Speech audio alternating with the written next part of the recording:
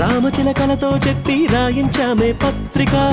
రాజహంసలతో పంపి ఆహ్వానించాంగా కుదురుగా నిమిషం కూడా నిలబడలేమే బొత్తిగా ఏమాత్రం ఏ చోట రాజీ పడలేక చుట్టాలందరికీ ఆనందంతో కళ్ళు చెమర్చేలా గిట్టని వాళ్ళైనా ఆశ్చర్యంతో కన్నులు విచ్చేలా కలల్లోనైనా కన్నామా కథలైనా విన్నామా ఈ వైభోగం అపురూపం అనుకుంటానమ్మా అందాల కుందనపు బొమ్మవని